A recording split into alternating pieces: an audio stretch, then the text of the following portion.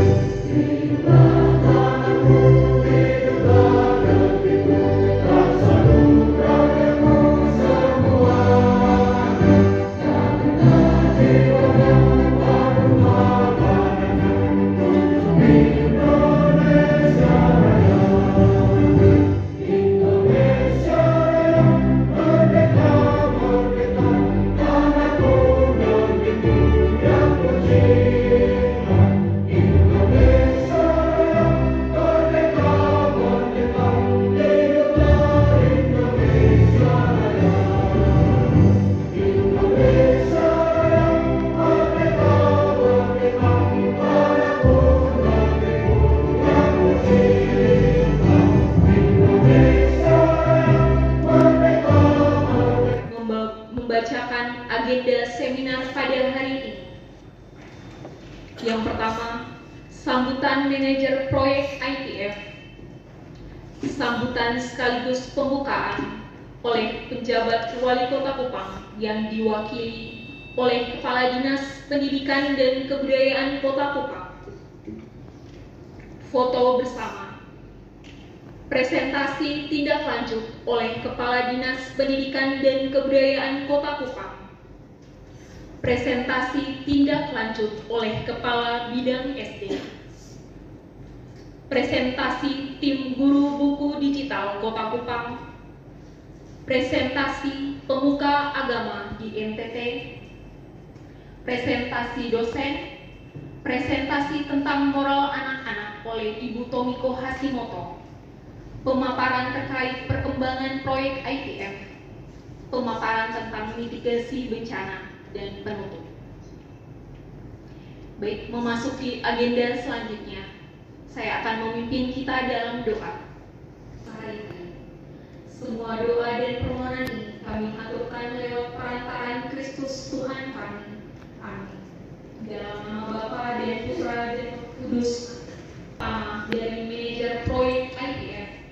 Bapak Yasunobu Kuboki, MD. Kepada Pak Yesus saya persilakan.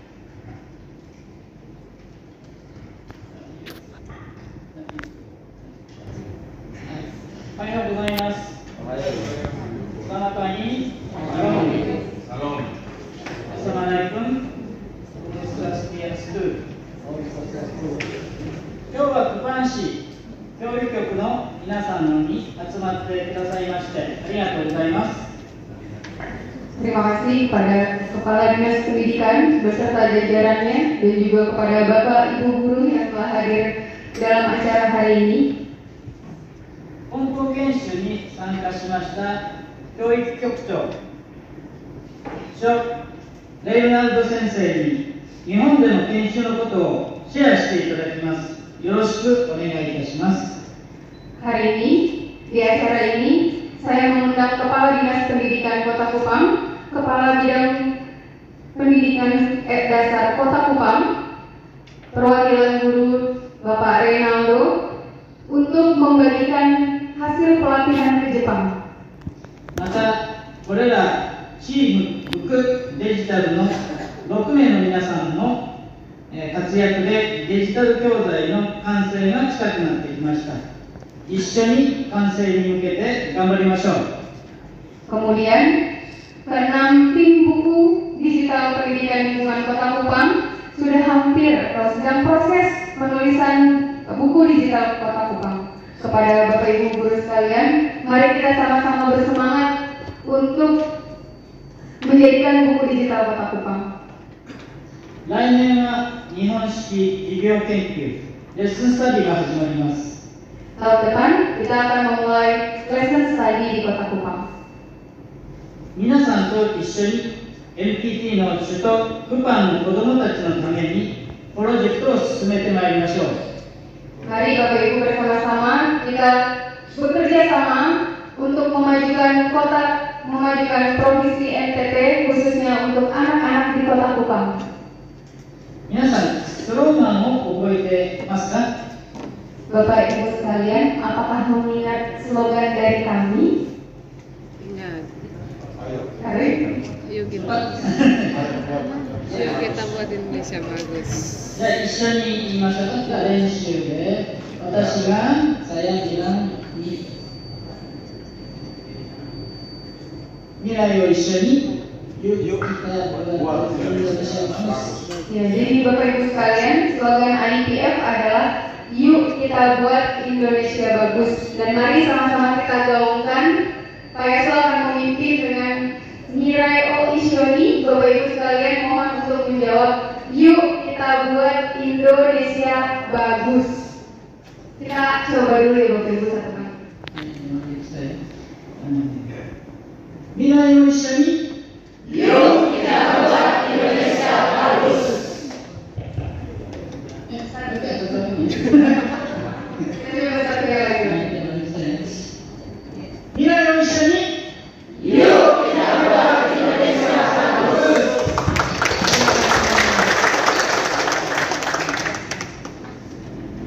Terima kasih kepada Bapak Yasunobu IMD atas sambutannya. Baik, Bapak Ibu yang kami hormati, selanjutnya kita dengarkan sambutan penjabat wali kota Kupang. Dalam hal ini disampaikan oleh Kepala Dinas Pendidikan dan Kebudayaan Kota Kupang, sekaligus membuka kegiatan seminar secara resmi. Kepada Pak Ibu, saya silakan. Saya punya kerja Yasunobu Kuboki sebagai manajer proyek IPF, anggota Dewan Pengurus IPF Ibu Tomiko, ya, Osi Moko, ya, Ibu Dr. Yanti Hernanti MPD dari Universitas Syarif Hadiatullah Jakarta. Si penulis buku Romawan C juga dari sekolah semua yang hadir pada kesempatan ini yang saya hormati dan saya kasih. Kita baru pulang dari Jepang, difasilitasi oleh Pak Yasu dan IFF. Hari ini teman-teman sekalian kita akan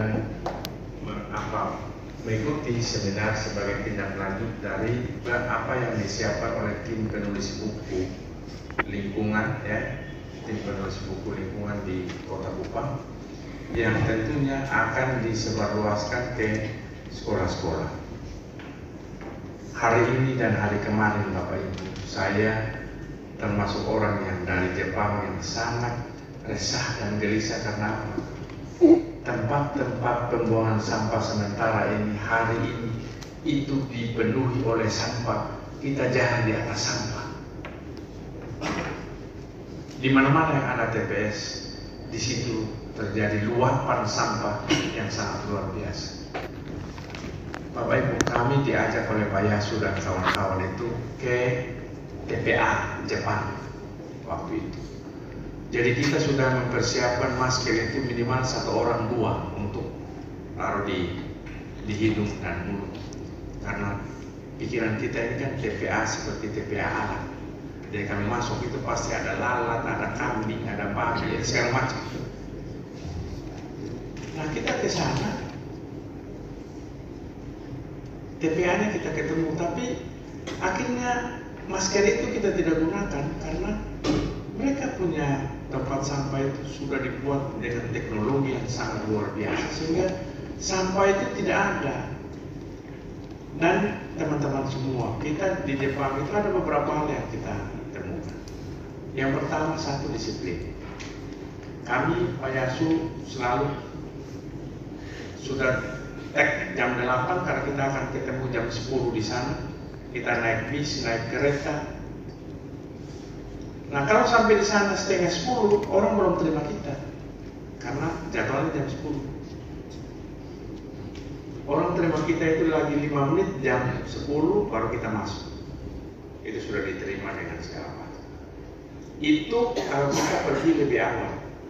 Tapi kalau kita pergi terlambat, tapi memang tidak pernah terlambat. Kalau pergi terlambat, itu artinya orang sudah kerja lain, tidak akan orang terima kita lagi. Jepang bisa, kita bisa tidak? Kenapa? Kita bisa tidak? Bisa. Makanya tadi saya datang itu baru 9 orang. Undang jam setengah 9 itu kurang 5 itu sudah kumpul semua. Itu baru betul. Tapi memang Jepang hari ini itu 50 tahun yang lalu itu Jepang seperti kita. Jadi memang berproses. Yang terpenting kita mau proses itu, ya, soal disiplin. Dan yang kedua soal kebersihan. Itu kita jalan mau cari apa botol-botol bekas begini di jalan, aduh, susah setengah mati. Ya. Daun-daun ya ada, kan ada pohon, ada, tapi juga bukan banyak tumpukan daun, tidak. Nah, untuk sampah kita bisa. Untuk di sekolah paling kurang, untuk bisa pisah sampah, bisa tidak? Bisa. Pasti bisa. Cuma kita yang belum mau giat saja. Terus dalam proses pembelajaran, itu kita juga berkunjung ke sana, nanti mungkin ada videonya. Itu anak-anak itu mungkin apa ya, karena sudah biasa segala macam. Jadi anak-anak itu luar biasa mengikuti proses pembelajaran, serius mereka. Dan kelebihannya teknologi. Jadi dalam kelas itu sudah ada monitor yang 50 atau 75 inch. Jadi setiap guru datang dia langsung colok, atau siswa yang mau memberikan pendapatnya melalui media itu, dia bawa laptopnya, dia langsung colok, terus dia jelaskan, siswa itu jelaskan, menurut saya begini. Terus dilempar kepada siswa itu ada kode-kodenya. Kalau dia benar satu, itu artinya dia setuju. Kalau dua, dia punya pikiran yang berbeda. Dia tambahkan pendapatnya.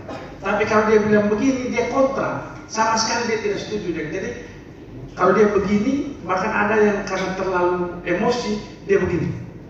Dia angkat tangan dua begini untuk supaya guru bisa memberikan dia kesempatan memberikan pikiran-pikiran dia. Kita bisa. Bisa. Bisa. Kenapa tidak bisa? Pasti bisa kalau kita mau. Terus mungkin supaya jangan lama, kali ini 5 menit saja.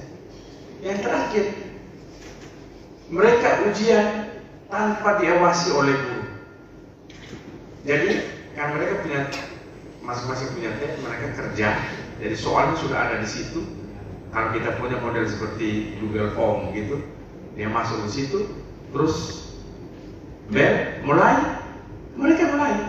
Guru di ruang guru, tidak ada pengawasan. Kita bisa? Bisa. Pasti bisa. Cuma memang itu dipersiapkan. Kita takut, Pak, nanti orang bertanya, nyontek apa segala macam. Saya bilang di gurunya, ada monitor untuk bisa melihat siapa yang nyontek apa. Tidak ada. Kok bisa? Bisa, Pak. Apa? Kita saling percaya. Guru percaya siswa, siswa percaya guru. Model kayak suami istri begitu.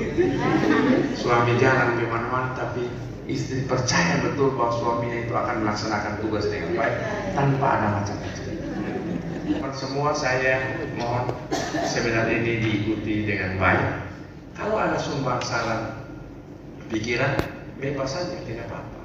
Yang penting dalam rangka membangun.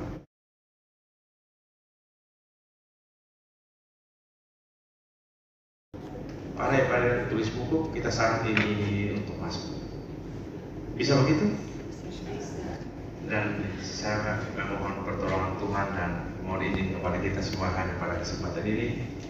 Biarlah saya membuka seminar tindak lanjut pelatihan pendidikan lingkungan di Jepang untuk Kota Kupang Senin 30 Oktober 2023. Saya nyatakan dibuka dengan resmi. Semoga Tuhan memberkati kita sekalian.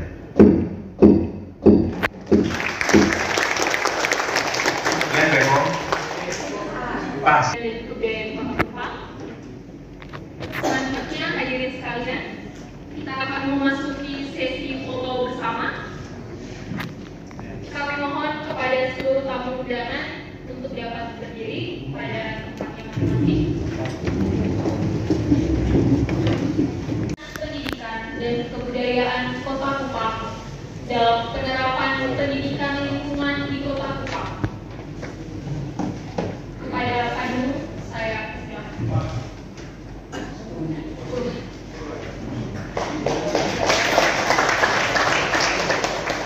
Baik, terima kasih. Kita bisa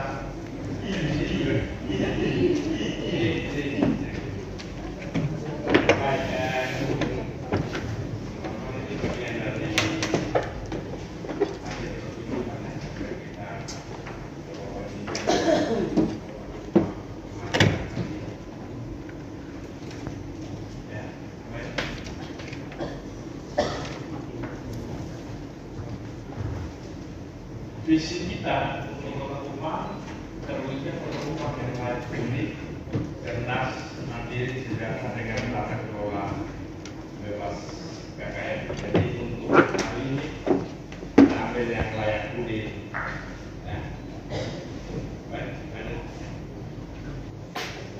Misi kita mengembangkan sumber daya manusia yang sehat, cerdas, berakhlak, profesional dan berdaya saing. Mempersiapkan Kota Kupang menuju metropolitan yang berwawasan lingkungan, Kupang hijau. Ini memang berkesehatan informasinya. Jepang 50 tahun di Alphabet begitu. Tapi mereka punya kemauan yang bagus sehingga mereka punya komitmen dengan keluarga, rumah tangga, juga. Oke. Jadi memang perlu pendidikan lingkungan diterapkan di Kota Kupang itu yang betul. Jadi bukan hanya siswa, tetapi orang tua di rumah juga penting mengetahui bahwa pentingnya lingkungan kita bersih itu seperti apa. Bapak Ibu saya punya foto-foto di beberapa tempat karena ada waktu tertentu, ya, waktu tertentu yang kita 1-2 jam itu free. Saya jalan-jalan lihat dia punya sungai kali-kali itu. Ada Roma, waktu belum ada. Sudah pagi jalan, itu kali punya bersih. Kita sampai dapat lihat apa? Batu-batu kecil yang ada di bawah itu. Termasuk yang sangat menarik satu itu ikan. Jadi pemerintah atau masyarakat pastikan koi besar-besar ini. Saya bilang dengan Rom ini kalau ada di kali ini pasti kita dan buru-buru sudah berapa di situ kok langsung bikin api memang. Banyak ikan. Ada 2 yang jalan di yang bebas, tapi ada yang mulai ke kolam besar begitu. Tapi dia sambung dengan kali. Itu ikan-ikan besar, bukan ikan kecil. Sampai di situ, saya bilang, oh ini kita bisa, tapi memang kesusahan diri. Pagi kita berjalan-jalan, malam orang pakai senter, mulai dipanas. Kalau pikir karena ini ikan merupakan bagian dari makhluk hidup yang Tuhan itu, kan kita disuruh menguasai dan kita mengerti hidup Tuhan. Bisa? Ya. Nah ini saya di depan. Ini sampahnya ini orang sudah tahu di mana botol-botol, di mana kertas, di mana daun. Itu ini sampah ini sudah ada. Nah, memang kita bikin kalau ini kan ini mahal. Jadi Ray bikin pakai apa? Dirigen bekas itu. Terus diberikan warna, warna ini tempat plastik, warna ini tempat kertas, tempat ini buang daun-daun atau makanan-makanan dia. Jadi kita studi tiru begini, tunggu kapan barang ini datang sudah akan jadi. Tapi kita bisa bikin dari apa yang ada pada kita, tapi fungsinya sama. Bapak, kita tungguin kapan Jepang bantu kita ini baru kita bisa bikin. Kalau itu perang dunia ulang ini baru bisa. Jepang lah. Ya. Jadi kerjasama yang baik antara masyarakat, pemerintah dan dinas kebersihan. Jadi kita juga karena ini lingkungan bersih semua, kita minum habis kan biasa kita buang. Cuma kita malu, makanya dia biar ada 500 meter ke sana kita cari sampah di mana kita buang. Kita punya kebiasaan ini minum air terus lepas apa. Begitu juga di mobil-mobil saya biasa dengan air. Intinya habis makan langsung dia buang di jalan. Kita belum menjadi budaya kebersihan. Nah ini yang saya bilang teman-teman semua. Ini TPA-nya. Jadi ini mobil-mobil apa ya? Mobil-mobil sampah tertutup semua. Nanti dia akan geser ke sini terus buang. Sampahnya tidak pernah penuh, walaupun memang dalam sekitar 800 meter dalamnya, tapi tidak penuh. Karena setiap hari itu mereka 270 ton mereka pakai dengan kekuatan 800 Celsius. Ya. Jadi kalau 270 ton itu mereka bakar, sisanya hanya 10 ton saja. Dan 10 ton itu mereka akan buang ke dulu setelah mereka melakukan penelitian apakah ini layak dibuang atau tidak. Jadi di sini TPA-nya, tapi di bagian sini ya, di bagian sini itu kali ada yang bersih kalau saya rasanya seperti mau mandi. Ingat dulu masih kecil pulang sekolah dari Santo Yosef kalau sekolah pulang ganti baju langsung mandi ke kali. Dulu itu masih bersih. Setelah pasal impres masuk,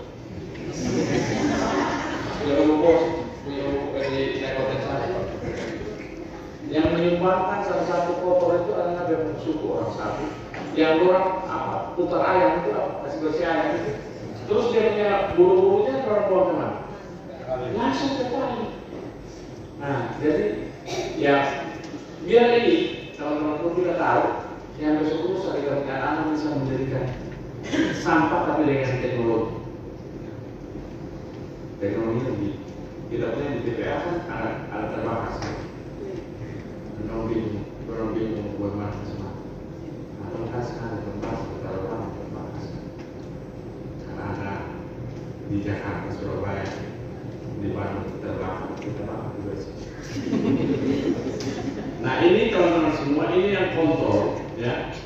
Mereka sudah ini monitor, mereka kontrol ini sampah sampai mana, terus bagaimana mereka bakarnya ini di sini kontrolnya. Ya, ini monitor semua. Saya mati ya, kita belum, tapi kita bisa bikin bagaimana orang sampah yang bisa. Jangan tunggu di teknologi depan.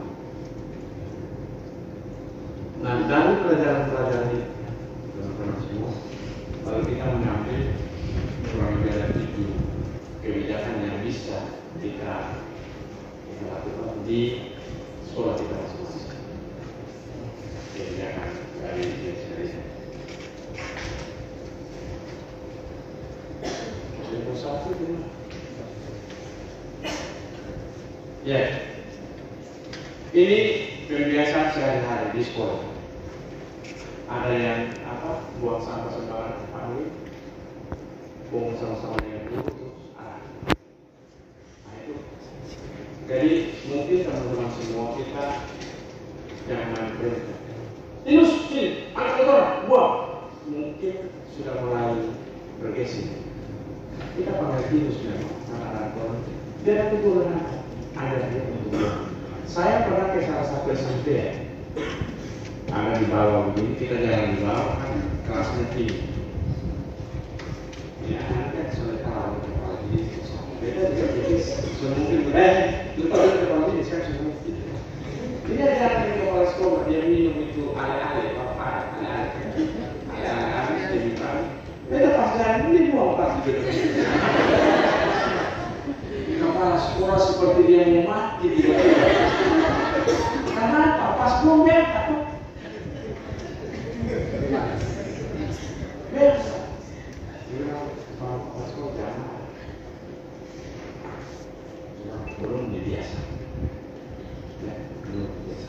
Nah itu ya proses ini harus tidak boleh bosan. Apalagi sudah semua sampah siapa pak? Satu bulan. Hari ketiga guru juga.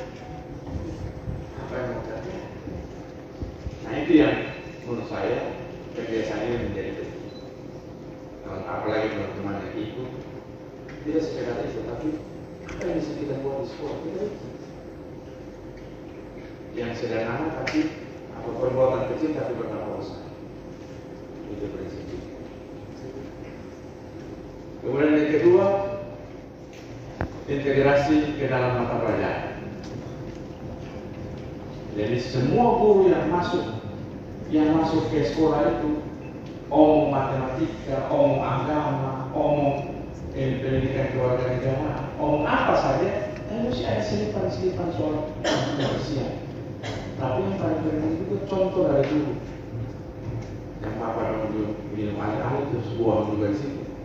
Ini dulu siswa bilang, dia omong apa, boleh dibuang. Jadi integrasi ke mata pelajaran. Kemudian ini juga melalui proyek penguatan profil Pancasila itu yang sama-sama dengan siswa orang tua aja. Nah, dari satu apa ada orang tua datang bisa bikin bak sampah itu terus melakukan kebersihan bersama ya guru kepala sekolah. Nah, biasanya kita yang mengajukan untuk kebersihan kepala sekolah dan guru itu tinggal perintah saja. Nah, terus ekropas sampah sering sampah bersih. Guru hanya omong. Guru juga pegang sapu kok, pegang sapu nanti seberapa orang siswa. Yang model-model kerja gitu ya harus. Saya juga kalau pikir di sekolah saya juga tidak, oh ini jadi ya. Waktu kita di Jepang itu hari pertama disampaikan bahwa hari ini kita datang di Jepang, semua jembatan itu lepas di masing-masing kota kabupaten. Kita semua sama. Terus diingatkan, Pak, Ibu, kita punya toilet, ya, kita punya kamar mandi harus kering, tidak boleh basah. Memang setengah 1-2 hari, tapi setelah beberapa hari sudah biasa. Yang paling sering mati itu Bapak dorong punya apa? Tempat untuk buang air besar itu kan tidak ada kayu Bapak. Dorong pakai tombol-tombol kan kita tidak pakai tombol itu atau beberapa tombol itu Pak. Setengah mati. Terakhir itu tombol-tombol itu diakhiri dengan tisu. Nah kita orang kampung biasa air pakai kayu 5-6 kayu kalau kita selesai. Jadi saya omong dengan Pak Oko dengan Pak Romo sudah kita anggap saja bahwa ini ada di kampung sana kita pakai daun jati. Soalnya kosong-kosong ini sampai terlalu menikmati itu. Atau masih ada yang pakai daun jati? Ada. Satu sama itu ada. Soalnya lagi. Tapi kalau saya dengan Pak Oko ini kalau daun jati tidak ada, kita pakai batu. Nah batu ini bagus kalau batu kerikil. Cari-cari batu kerikil menjadi muatan lokal. Kalau ini bisa terjadi muatan lokal bagus. Tapi memang apa yang kita buat juga di sekolah yang susah di rumah tidak. Makanya tadi kalau ada materi saya bahwa untuk pendidikan lingkungan bukan untuk anak sekolah saja, orang tua juga penting. Misalnya buang sampah di mana, kapan, jam berapa, kan itu mesti. Kemudian selain muatan lokal, kita buat dia sebagai ekstrakurikuler. Ya, itu bisa kita lakukan. Kemudian integrasi dalam gerakan.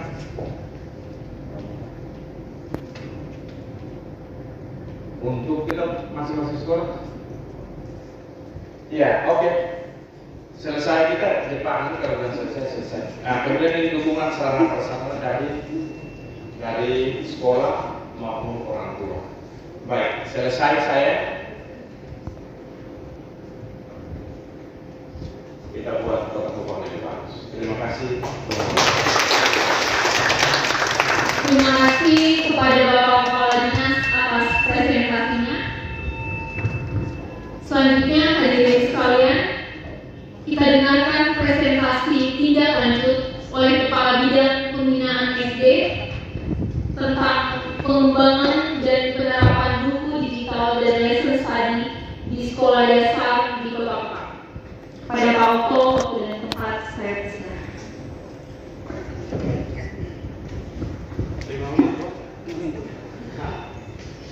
Ya, baik Pak Yasyo bersama yang kami hormati Bapak Kadis, teman-teman penulis buku digital dan guru-guru kelas 4 SD Negeri dan perwakilan swasta Kota Kupang yang hadir. Izinkan saya, kalau tadi Bapak Kadis omong dalam level makro kebijakan umum sesuai dengan hasil pelatihan dan observasi kami di Jepang, apa yang perlu kita buat yang sesuai dengan kondisi real kita, tetapi dalam tema bagaimana anak-anak kita sejak dini melalui lembaga pendidikan ditanamkan kesadaran untuk kebersihan bukan sesuatu yang dipaksakan tetapi menjadi tradisi atau budaya. Itu yang kita akan. Dan saya dalam konteks ini saya berbicara khusus apa yang kami pelajari yang akan menjadi konten atau substansi dari buku digital yang sementara tim menulis mencoba untuk kelas 4 dan sudah mau habis, targetnya akhir tahun 2003 itu sudah selesai, dan nanti kita akan launching menjadi pegangan wajib di kelas 4.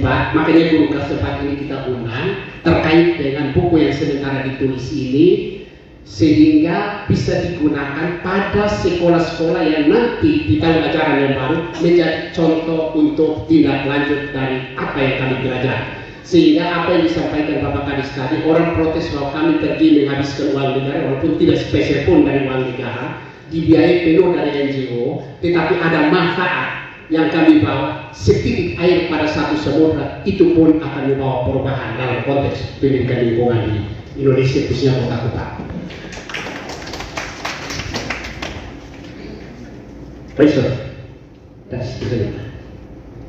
Ya, nah, saya awali dengan tempat-tempat yang kami kunjungi yang memberi masukan kepada kami kurang lebih dari tanggal berapa ya? Tanggal 9 ya, 10 ya, 10 sampai tanggal 15. Jadwal Jepang beda dari Indonesia. Kalau Indonesia jadwalnya karet, Jepang itu 10 menit sebelum berakhir seperti tadi itu. Jadi 10 sampai tanggal 15 itu ada 2 SD yang kami observasi untuk sekolah dan ada 2 SMP di Toyama dan di Tokyo. Kalau untuk perguruan tinggi ada 2. Di Toyama itu setelah kunjungan ke sekolah dikemas untuk diskusi secara akademik terkait dengan penerapan di sekolah untuk legitimasi ilmiahnya. Kami di Universitas Toyama. Kemudian ketika kami di Tokyo untuk perbandingan antara Toyama itu satu prefektur provinsi seperti kalau di Indonesia Surabaya, kami di situ, kemudian lanjut lagi di Jakarta, ya seperti itu. Nah, di situ ada Universitas Meijiro di Tokyo.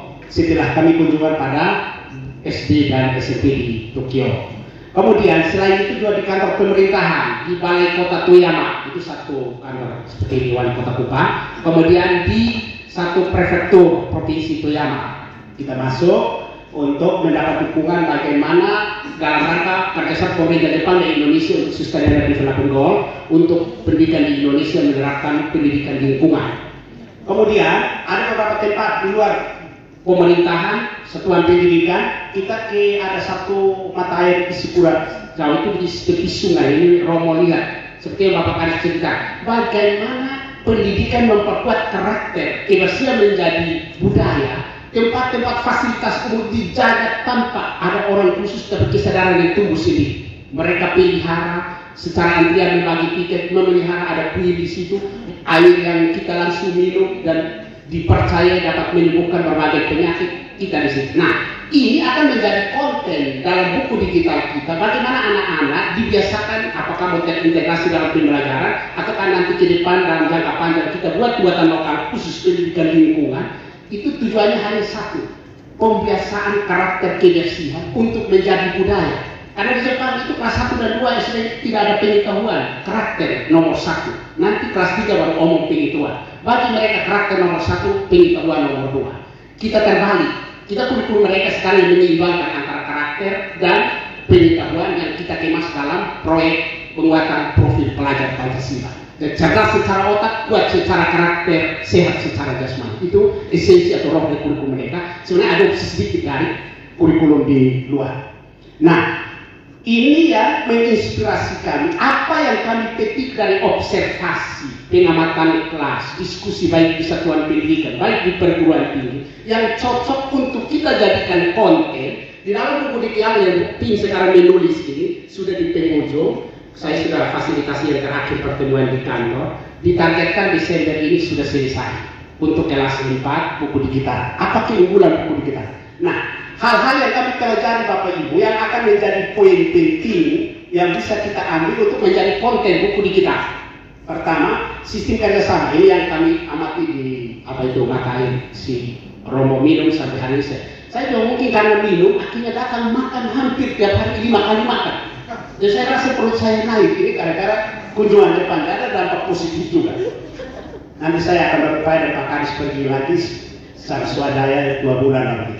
Yang berikut, nah ini bagaimana kerjasama yang kuat yang terbentuk sebagai karakter gotong royong yang tanpa diawasi tapi mereka bisa lakukan. Nah ini pembentukan dari satuan pendidikan yang melembaga lalu di masyarakat terbawa, tetapi diawali dari lingkungan keluar. Kita ada kalinya putus, di luar kurang baik, sekolah memukul, masyarakat bikin usaha ulang. Jadi kita tiga institusi tidak saling mendukung. Tetapi seperti yang Bapak Kadis katakan tadi, 50 tahun yang lalu Jepang sama dengan kita. Kita katakan kita baru mulai 50 tahun yang akan datang kita akan sama dengan Jepang. Tepuk tangan untuk itu.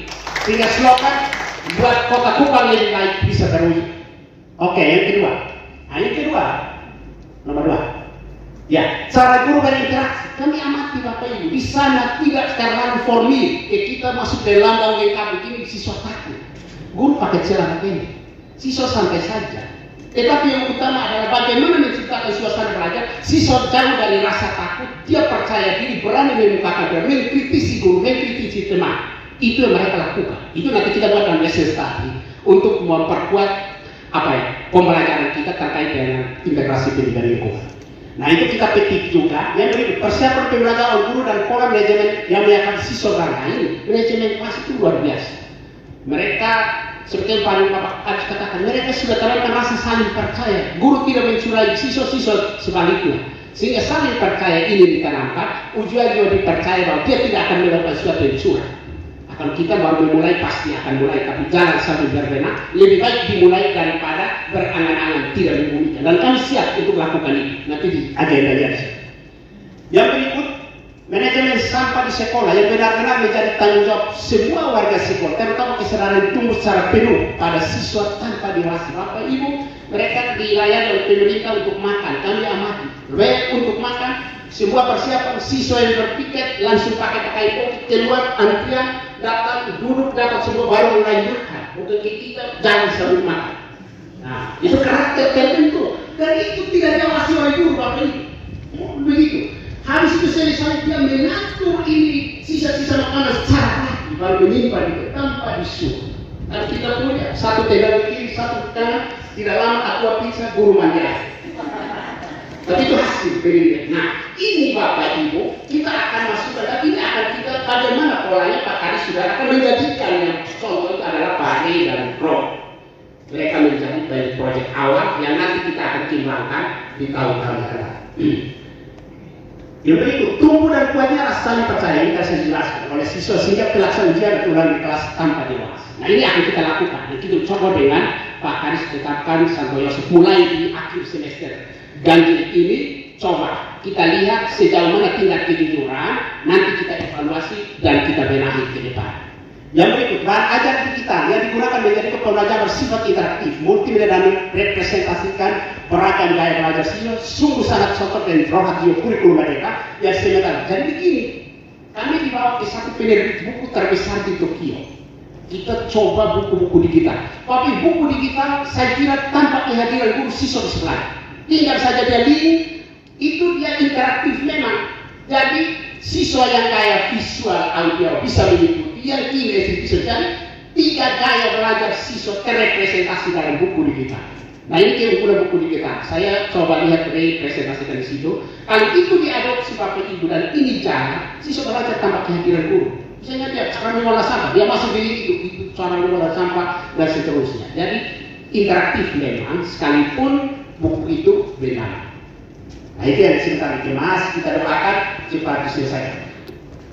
Oke. Nah ini mungkin sebagai informasi ini kita punya sekolah SD Pak Yasi bersama tim 157 SD, negerinya Impres 85, swasta itu 72. Jadi jumlahnya banyak. Hari ini 85 perwakilan guru kelas 4 SD hadir, kita ambil 3 dari swasta untuk menjadi representatif dari swasta. Yang berikut, nah model pembelajaran pendidikan lingkungan ditawarkan tadi Pak Kadis. Jadi untuk jangka pendek sekarang ini kita kan arahnya untuk kuatan lokal, tapi mulai untuk tahun semester genap nanti kita model pendekatan terintegrasi. Pendekatan ingat begini, dia mendekat di mata pelajaran di IPA, PENJAS, kegiatan ekstrakurikuler, dikemas untuk lebih mengarahkan pada pembiasaan mencintai kebersihan, kesadaran yang tumbuh untuk memelihara kebersihan di lingkungan sekolah. Bagaimana mungkin sekolah siapkan tempat sampah menurut kelas apa? Tempatnya, kategorinya, siswa dilatih, hari ini kita untuk sampah apa, besok apa. Itu pembiasaan dulu. Karena ini tidak diajarkan, tetapi dilatihkan untuk lambat laun menjadi sebuah tradisi atau budaya. Nah itu terintegrasi pada lintas disiplin ini. Bisa di IPA, bisa di IPS, bisa di PENJAS, bisa P5 dikemas dalam satu tema yang mengintegrasikan karakter kebersihan ditumbuhkan melalui. Nah jangka pendek kita tahun semester genap ini kita mulai Romo, Rei, dan beberapa sekolah yang kita tetapkan memulai untuk itu. Jangka panjang dimasukkan dalam kurikulum buatan lokal sebagai sebuah mata pelajaran pelajaran SD. Jadi sambil menunggu proses untuk justifikasi sebagai mata pelajaran buatan lokal, kita berjalan uji coba secara integrasi pada sekolah-sekolah tertentu lalu dikembangkan. Nah ini apa? Tidak lanjut terkait dengan buku digital. Yang berikut. Nah, pengembangan buku digital. Kita kan, saya sudah jelaskan tadi bahwa buku digital ini punya keunggulan interaktif. Nah, teman-teman saya tanya Ray dan tim, Desember sudah selesai kelas 4 Bapak Kadis, Pak Yasu, dan kita masuk semester genap, kita launching penggunaannya di kelas 4. Mungkin kita akan undang sekolah-sekolah pilot project untuk mereka bisa. Yang berikut, untuk Dinas Pendidikan Kabupaten Kota Kupang mendorong dan memfasilitasi tim. Oke, berikut. Lesson study dulu. Ya, ini. Nah, dalam kerangka buku digital dapat laksanakan pembelajaran secara optimal, kami sudah rancang untuk nanti semester genap juga kita akan undang beberapa teman khusus secara terbatas untuk kita uji coba pembelajaran kolaboratif untuk beberapa teman yang terutama nanti guru-guru yang telah menulis ini menjadi fasilitator untuk teman-teman yang lain. Lalu kita dampingi monitor oleh pengawas untuk bisa berjalan sehingga secara struktur materi sudah oke, buku sudah oke, kualitas proses juga sudah diperbaiki. Saya kira Belex akan jalan tindak lanjutnya. Demikian dari saya. Mohon maaf karena guru kalau omong tambah dibatasi nanti panjang. Terima kasih. Tuhan memberkati. Terima kasih kepada Bapak Kepala Bidang atas presentasinya. Selanjutnya, mari kita dengarkan presentasi tentang tindak lanjut oleh guru yang akan dibawakan oleh tim pengembang bahan ajar digital Kota Kupang. Dimohon kepada Bapak Ibu guru untuk dapat maju ke depan. Waktu 20.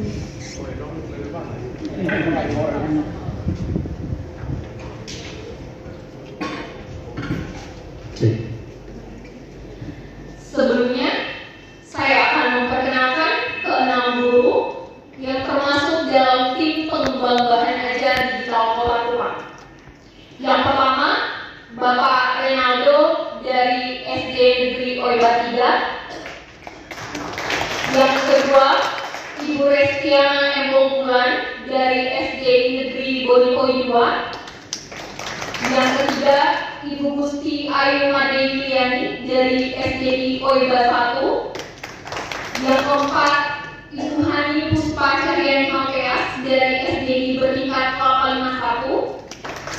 Yang kelima, Ibu Rahmania Dasi dari SD Negeri Angkasa Pentui. Yang keenam, Ibu Elizabeth Ruth Deku dari SDI Bangunan C2. Baik, kepada Bapak Ibu guru, waktu dan tempat saya persilahkan. Baik, sebelumnya diucapkan terima kasih atas waktu dan kesempatan. Assalamualaikum warahmatullahi wabarakatuh. Salam sejahtera buat kita semua. Salam Pancasila. Salam sehat untuk kita semua. Ohayou gozaimasu. Baik, langsung saja tadi perkenalkan oleh Ibu Iin kelas kerja. Kami di sini sebagai tim pengembang digital Kota Kupang, sekaligus saya mewakili teman-teman guru yang ada di Kota Kupang untuk ikut bersama tim IFF dan Bapak Kadis dan jajaran untuk mengikuti pelatihan EduTrip tentang pendidikan lingkungan di Jepang.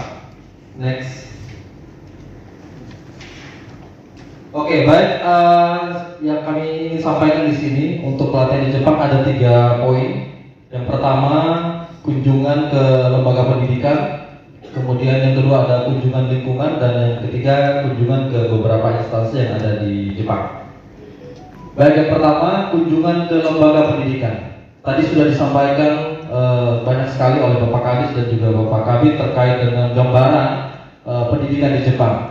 Yang pertama di sini kami kunjungan ke SD Fusoku, salah satu SD di Kota Toyama. Kita belajar bagaimana mengamati manajemen kelas yang sangat baik, kemudian guru yang sangat kreatif dalam mempersiapkan pembelajaran serta memperawat siswa sebagai sahabat. Kemudian dengan pendekatan problem based learning. Nah, artinya di sini tidak asing lagi bagi kita Bapak Ibu guru sekalian, apalagi di kurikulum Merdeka yang selama ini kita mulai in progress kita jalankan. Di sana memang sudah diterapkan. Jadi pada saat kami kunjung ke sekolah tersebut, saya melihat bahwa inilah masa depan Indonesia, bahwa pendidikan kurikulum Merdeka sudah diterapkan di Jepang. Contoh realnya sudah ada. Kita bisa mengamati di situ bagaimana seorang guru duduk. Ini yang sangat saya terkesima ketika seorang sensernya pada saat menjelaskan dan mendengarkan siswa itu berpendapat, seorang gurunya duduk menyetarakan posisinya dengan siswa. Alasannya apa? Bahwa siswa ketika berinteraksi di dalam kelas itu tidak hanya berinteraksi dengan murid, dengan guru, tetapi bagaimana interaksi murid dengan warga kelas. Jadi setara, diperlakukan sama seperti sahabat. Kemudian di situ ada gambar papan tulis ya. Papan tulisnya di situ berbeda dengan kita. Di sana agak panjang, kemudian masih menggunakan kapur. Loh, kok bisa masih jadul ya? Indonesia sudah lebih maju. Ternyata ada filosofi yang di situ mereka masih pertahankan.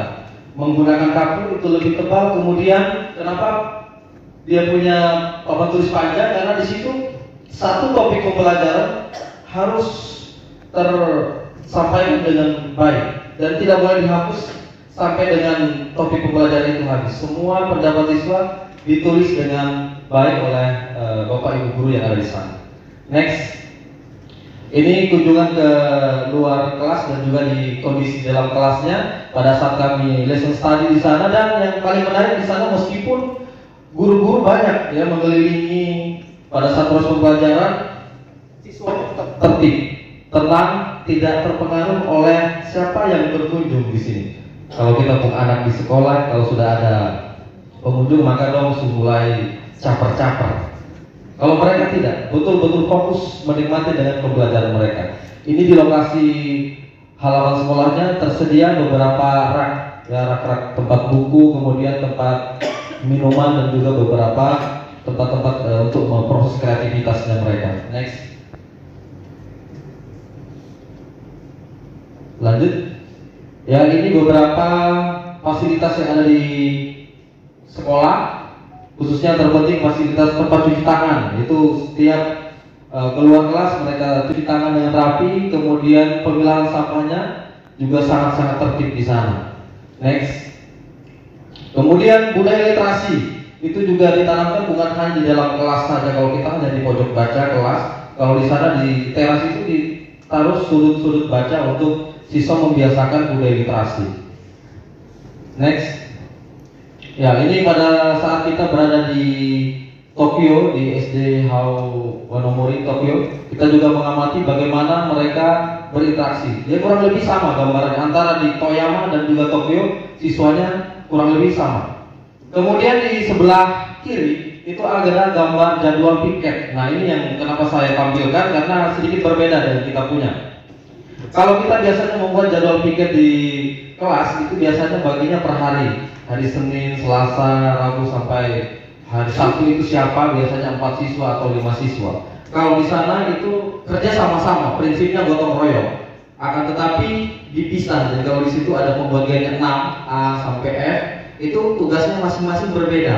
Ada yang bagian basabu, ada yang bagian bapel, dan lain sebagainya. Dan ini sudah mulai saya coba di sekolah saya dan sudah berjalan dengan lancar. Tentunya tidak boleh bosan-bosan untuk terus kita semangati untuk anak-anak kita. Next. Kemudian kita kunjung ke SMP Hayahoshi. Di sini kita mengamati mereka pada saat makan siang. Nah, di sana makan siang ini merupakan hal yang wajib dan betul-betul difasilitasi oleh sekolah dan juga pemerintah. Di sana itu ada organisasi pusat makan siang siswa. Jadi memang disuplai betul pada saat jam 12 truk makanan sudah datang. Kemudian masing-masing piket tugas sudah mengambil perannya masing-masing. Kemudian yang paling menarik tadi disampaikan oleh Bapak Okto, bagaimana ketika mereka makan sangat tertib. Kemudian setelah selesai pun, contohnya di situ ada sebelum diminum di situ ada kulit susu ya. Di atas itu sebelum dibuka, kemudian setelah mereka makan mereka lipat rapi. Kalau di kita di apa namanya, di kerul ya bahasa Jawanya. Nah, Kalau mereka dilipat yang rapi kemudian ditata kembali sehingga sampahnya tidak berantakan. Itu nilai-nilai yang sangat luar biasa. Dan yang paling menarik di SMP ini juga menerapkan moto hati yang saling percaya. Tadi disampaikan bahwa ujian tidak lagi diawasi. Kemudian pada saat siswa meminjam payung, di sana kan payung itu wajib ya. Panas, musim dingin harus menggunakan payung. Payung sudah disediakan di sekolah, mereka langsung ambil, tetapi payungnya kembali. Nah kalau di kita kurang tahu lah ya. Apakah hari ini dibawa, besok tahu lupa di mana taruh. Next. Kemudian kami kunjung juga ke SMP Isurugi. Di sini kami interaksi terkait dengan budaya yang ada di Jepang dan budaya yang ada di Kota Kupang dan kota-kota lain. Di sini diwakili oleh Ibu Eva untuk menampilkan tari cendrawasih Bali. Jadi saling kita tukar pengalaman budaya kita seperti apa. Dan juga kita mencoba beberapa kebudayaan mereka. Bapak Okto bermain, baru tahu namanya apa ya permainannya ya. Ya, itu sudah dicoba oleh Bapak Kadis langsung ya. Ternyata mereka meskipun sudah maju, tetapi tidak meninggalkan kebudayaan lokal yang ada di Jepang. Seperti itu. Next.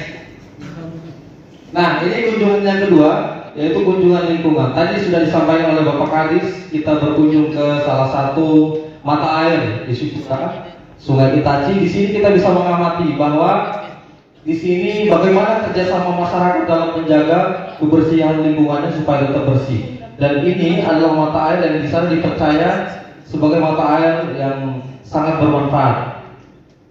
Ini saya coba minum, saya kebetulan bawa botol dan memang ketika kita masukkan ke dalam botol itu sama seperti di kulkas, langsung sejuk. Kemudian saya minum, akhirnya saya tambah subur. Seperti sekarang ini kata Bapak Okto, makan bisa 5 kali. Next. Kemudian kunjungan kedua ke Museum Itai-Itai. Di sana juga ternyata 50 tahun yang lalu ada pembelajaran penting. Jepang dulu juga membangun industri, kemudian tidak menganalisa dengan baik apakah efek sampingnya ke warga sekitar apakah ada atau tidak. Nah, dulu juga pernah ada seperti itu. Di situ ada industri baterai, kemudian tercemarlah lingkungan tersebut. Sehingga bagaimana proses penyelesaiannya ini sangat luar biasa oleh pemerintah Jepang. Ini tempatnya di kota Toyama, sehingga ini dimuseumkan. Ini Itai-Itai ini artinya sakit ya, sakit. Sehingga ini menjadi pembelajaran penting bagi generasi sekarang dan masa mendatang bahwa kita selain kemajuan industri yang kita harus dukung, tetapi juga diperhatikan bagaimana tidak mencemari lingkungan. Next. Ini tadi yang sudah disampaikan oleh Bapak Kadis di fotonya, bagaimana tempat pembuangan akhir di Jepang itu sangat berbeda.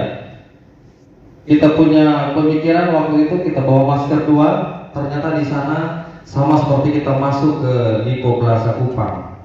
Ini mau ke TPA atau mau pergi belanja Ramayana atau ke apa namanya Matahari. Jadi memang di sana dikelola dengan baik dan dikelola menggunakan teknologi pembakaran insinerasi dan tanpa ada limbah sedikit pun, tanpa ada uap yang berbahaya, semua dikelola dengan sangat baik. Next. Kemudian ini di atas di puncak menara di TPA-nya ya sangat-sangat bersih. Di situ ada lingkungan sekitar yang sangat hijau. Di situ kita bisa amati ya betapa di sana sangat memperhatikan lingkungan yang sangat bersih. Kemudian next. Ini tadi Bapak Kadis kita lihat amati bagaimana kondisi lapangan jalan-jalan yang ada di Jepang sudah disediakan tempat-tempat sampah sesuai dengan pemilihannya. Dan masyarakat pun betul-betul tertib dalam menjalankan tugasnya masing-masing, saling mendukung. Next. Ya, ini kita coba dan Bapak Kadis waktu itu kita sehabis makan duduk bersama-sama, kemudian kita mencoba memilah. Waktu itu kita mau taruh di plastik, kemudian kita ditegur, tidak boleh kita langsung taruh di kresek lalu buang begitu saja. Harus dibuka satu-satu, dipilah. Ada sumpit, ada bekas tulang ikan. Kita harus pilih sesuai dengan pemilihan sampahnya masing-masing. Next. Kemudian kunjungan ketiga yaitu kita kunjungan ke instansi. Ini ada ke Wali Kota Toyama. Kita disambut dengan baik dan betul-betul waktu itu sangat dihargai. Jadi sebelumnya ya kita sudah datang lebih awal dan tepat jam yang sudah ditentukan maka baru dimulai. Next. Ini juga kunjungan ke Prefektur Toyama, itu Bapak Gubernur, juga kurang lebih sama. Next. Ini adalah kantor JIK, salah satu support sistem kita dalam proyek ini tentang pendidikan lingkungan. Kemudian next. Kemudian kita kunjungan ke kampus Mejiro. Nah, di sini tadi sudah disampaikan ketika kita melakukan observasi, kita mencoba diskusi dengan Bapak Profesor di sana terkait dengan isu pendidikan yang ada di Jepang dan di Indonesia sehingga bisa kita adopsi dengan baik. Next. Kemudian ke penerbit Tokyo Society. Di sini adalah salah satu penerbit terbesar yang ada di sana. Di sana kita mencoba untuk belajar bagaimana mereka membuat buku digital dan mereka ternyata sudah mengembangkan buku digital sejak tahun 2000 sampai dengan sekarang, kurang lebih 23 tahun mereka sudah kembangkan sehingga hasilnya sangat-sangat luar biasa dan sangat representatif untuk digunakan untuk pembelajaran. Next. Oke, baik, mungkin itu saja karena waktunya terbatas. Lanjut oleh Ibu Lesti.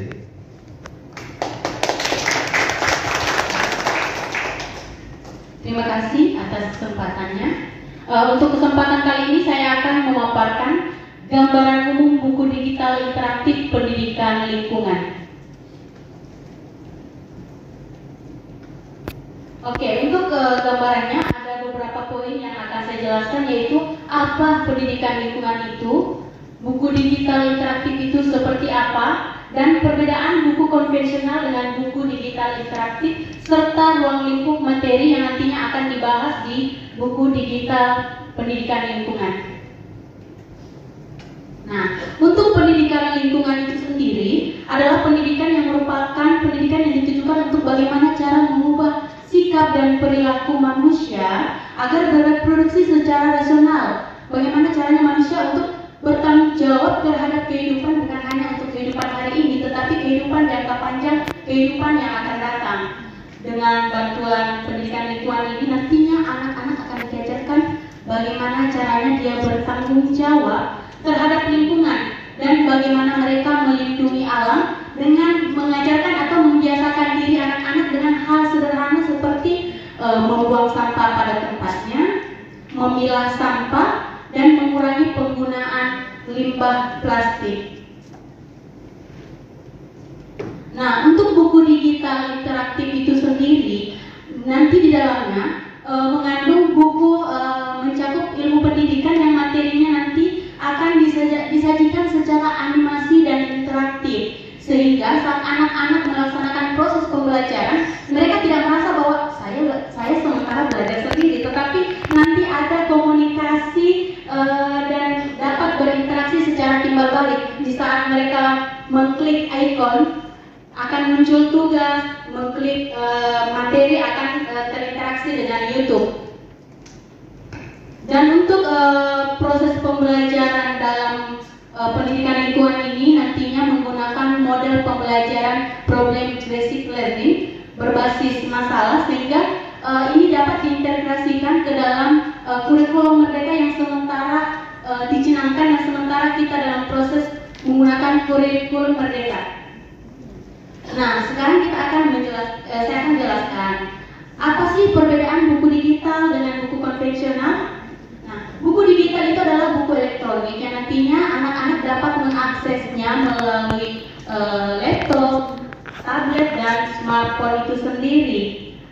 Dengan adanya buku digital ini merupakan salah satu gebrakan baru dunia pendidikan, bagaimana caranya menciptakan sumber belajar yang sesuai dengan tuntutan dan perkembangan teknologi yang ada, yaitu bagaimana cara mengembangkan sumber belajar yang ramah lingkungan, yang notabene-nya sangat sesuai dengan pendidikan lingkungan itu sendiri, sedangkan buku konvensional masih berupa lembaran-lembaran kertas, sehingga kita ketahui bahwa lembaran kertas itu ada limbah yang akan dihasilkan dan ada tinta yang zat-zat yang terkandung dalam tinta itu masih kurang ramah terhadap lingkungan. Dari hasil survei lingkungan, nantinya pada pembelajaran pendidikan lingkungan ini akan ada 5 materi pembelajaran yang akan dibahas. Yang pertama sampah, yang kedua tanah, yang ketiga air, yang keempat mitigasi bencana dan wisata alam. Mungkin itu saja dari saya lanjutkan. Terima kasih Bu Reski. Pada kesempatan yang berbahagia ini saya akan menyampaikan terkait ikon dan karakter dari buku digital pendidikan lingkungan. Dalam buku ini memiliki ikon yang berbeda untuk setiap daerahnya. Bisa kita lihat Tangerang Selatan itu ikonnya menggunakan bunga anggrek, kemudian Tabanan dengan padi, kemudian Manggarai Barat dengan komodo, dan untuk Kota Kupang, Kota Kasih kita menggunakan pohon lontar. Jadi pada saat kita mengakses buku digital, kita tidak hanya bisa mempelajari terkait pendidikan lingkungan yang terdapat di Kota Kupang. Dengan mengklik ikon-ikon yang berada dalam buku digital ini, kita bisa belajar melakukan ATM, amati, tiru, dan modifikasi tentang pembelajaran pendidikan lingkungan yang terdapat di daerah-daerah tersebut. Kita kembali ke pohon lontar. Kita ketahui bahwa pohon lontar banyak ditemui di Kota Kupang dan memiliki manfaat yang banyak, mulai dari daun, buah, sampai dengan bakarnya. Diharapkan buku digital lingkungan pendidikan ini memiliki manfaat yang besar bagi kita dan generasi kita. Untuk nama, si pohon lontar ini kita beri nama AMA. AMA itu akronim dari anak mandiri. Jadi si pohon lontar AMA ini akan mengantarkan peserta didik kita menjadi anak yang mandiri, baik dalam mengakses buku digital maupun dalam mengintegrasikan setiap ilmu pengetahuan yang diperoleh dari buku digital lingkungan hidup ini. Kemudian kita ke karakter. Untuk Kota Kupang sendiri kita menggunakan karakter Kobus dan Lena.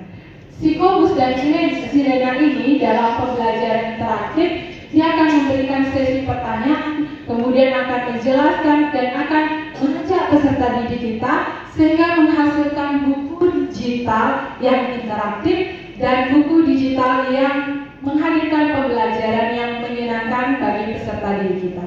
Mungkin sekian yang bisa saya sampaikan, saya serahkan kepada rekan. Baik, terima kasih untuk waktu dan kesempatan yang diberikan. Selanjutnya saya akan menjelaskan tentang pengenalan fitur-fitur yang ada pada buku digital. Baik, ada fitur utama yang terdapat pada buku digital seperti yang sudah dijelaskan sebelumnya oleh Ibu Resti, bahwa buku digital ini adalah buku yang sangat menarik dan interaktif. Jadi ada fitur-fitur yang sangat menarik yang bisa kita sebagai guru dan anak-anak akses nantinya. Nah, pada buku digital itu terdapat foto atau gambar. Nah, foto atau gambar ini kalau pada buku digital itu adalah seperti gambar yang bisa pop-up. Jadi anak-anak bisa zoom in, bisa zoom out, jadi bisa lihat jelas gambar-gambar yang ada pada buku digital. Selain itu juga terdapat video. Seperti yang sudah dijelaskan sebelumnya, anak-anak juga bisa klik langsung akses, misalkan akses ke YouTube atau video-video yang lain. Selanjutnya juga ada games. Anak-anak kan suka games. Nah, pada buku digital juga terdapat games yang anak-anak akses. Gamesnya itu juga sesuai dengan materi yang mereka pelajari pada buku digital, jadi tidak membosankan. Selanjutnya juga ada fitur-fitur yang kita sebagai guru bisa gunakan. Ya, nanti Bapak Ibu akan familiar dengan gambar gawang, gambar bola. Nah, gambar gawang itu sendiri untuk menampilkan tujuan pembelajaran. Nah, untuk bola itu untuk menampilkan poin penting pada pembelajaran. Selanjutnya juga ada ayo kita mengamati, yaitu untuk menampilkan kegiatan pembelajaran. Selanjutnya juga ada yang kita pikirkan, itu untuk memunculkan lembar kerja siswa. Jadi kalau ikon-ikon ini diklik, lembar kerja siswa muncul. Kalau ikon gawang diklik, itu tujuan pembelajaran yang ingin dicapai muncul.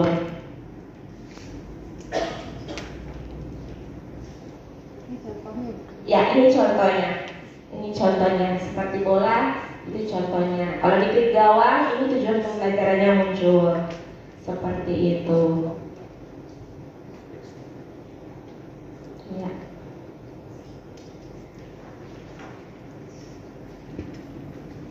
Selanjutnya juga ada fitur-fitur lainnya seperti ada buku diklik akan menampilkan versi buku yang secara cetak. Selanjutnya ada ayo kerjakan, kita klik, itu soal latihan untuk anak-anak yang akan mereka kerjakan muncul. Seperti itu. Ada wawancara juga yang menampilkan kegiatan wawancara.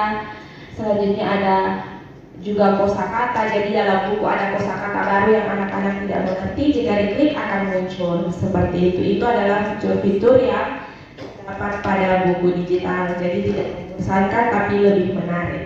Terima kasih.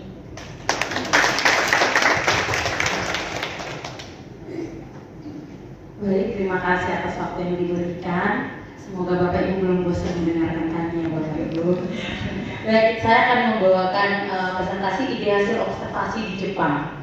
Jadi dari hasil observasi yang tadi sudah dipaparkan oleh Pak Adis, Pak Otto, terus dari Pak Ray juga ada beberapa hal yang bagus sekali yang ada di Jepang. Mungkin dari guru yang kreatif, penataan ruangannya, anak-anak memiliki rakernya sendiri, fasilitas kebersihan juga ada, pelestarian lingkungan yang baik. Mungkin di sini saya akan ambil satu ide yang akan kami kembangkan, bukan hanya kami tapi seluruh peserta seminar yang ada di sini. Salah satunya itu penyediaan tempat sampah di bagian fasilitas kebersihan. Penyediaan tempat sampah contohnya seperti yang ada di Jepang, mereka sudah menyediakan tempat sampah dengan berbagai jenis sampahnya. Kenapa? Karena sampah itu memiliki jenis-jenisnya, sehingga tempatnya juga disediakan dipilah-pilah, tidak sampah dibuang-buang saja di satu tempat, tapi dipilah-pilah. Ini kayak di Jepang, di tempat-tempat umum itu tidak hanya ada satu tempat sampah, tapi ada banyak sesuai dengan jenis sampahnya. Nah, ini yang mau kita coba kembangkan di Kota Kupang, tapi tidak mungkin sebanyak ini juga ya, kita belum bisa mungkin sebanyak ini. Seperti yang tadi Bapak bilang, kita ambil yang minimal paling sedikit, kita buat 3 saja untuk di setiap kelas. Mungkin kita pakai di sekolah dulu yang paling kecil, di setiap kelas ada 3, kita sediakan 3 tempat sampah untuk organik, anorganik dengan yang B3.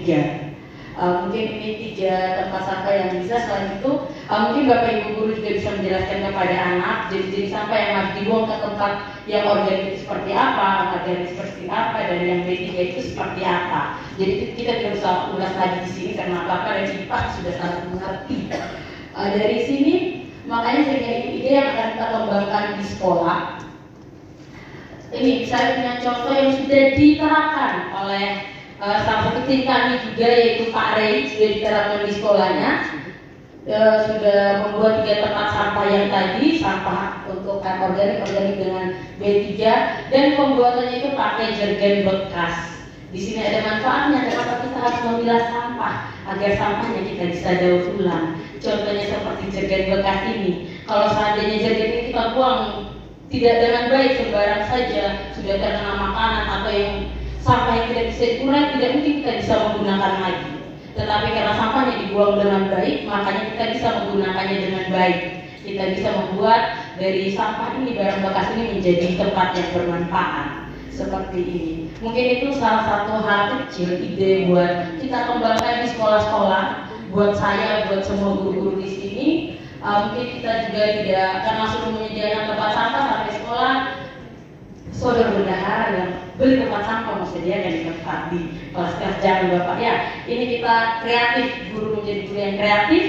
Kita cari barang-barang bekas, kita buat sendiri. Mungkin itu saja, hal kecil ini mungkin bisa bermanfaat buat kita sendiri. Seperti yang Bapak tadi bilang, Bapak bilang, dari perubahan kecil akan terjadinya perubahan yang besar. Terima kasih dari saya. Terima kasih untuk kesempatannya. Saya akan memaparkan ini yang paling terakhir, ide dari hasil observasi di Jepang untuk buku digital. Ada 5 ide yang akan kami buat dalam buku digital kami. 5 ide itu yang pertama adalah edukasi penguatan karakter dalam buku digital. Dari dalam buku digital itu anak-anak dikuatkan karakternya. Karakter seperti apa? Karakter untuk membuang sampah, tidak sembarangan, karakter bisa memilah sampah dengan benar, karakter-karakter positif yang menjadikan itu sebagai budaya positif yang akan nanti menjadi pembiasaan anak. Jadi dari buku digital ini anak akan belajar banyak hal mengenai budaya-budaya positif apa saja yang bisa mereka terapkan dalam kehidupan sehari-hari, bukan saja di sekolah tapi juga di rumah dan hingga ke masyarakat.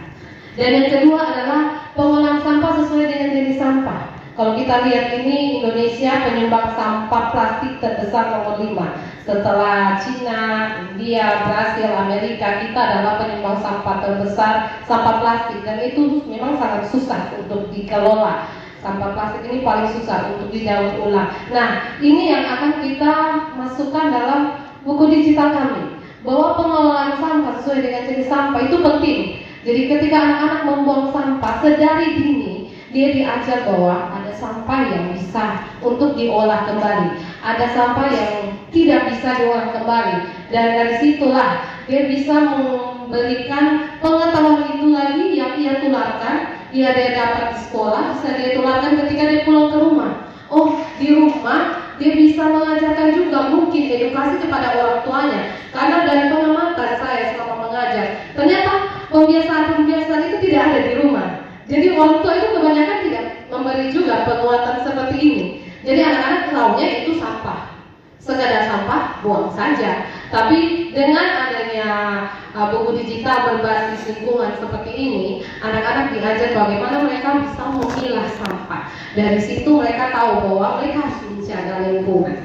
Yang ketiga adalah penggunaan air secara tepat guna. Jadi di dalam buku edukasi kami secara interaktif, ini juga bukan mengenai sampah tok saja, tidak. Tapi ada hal lain yang dibahas. Misalnya ada penggunaan air secara tepat.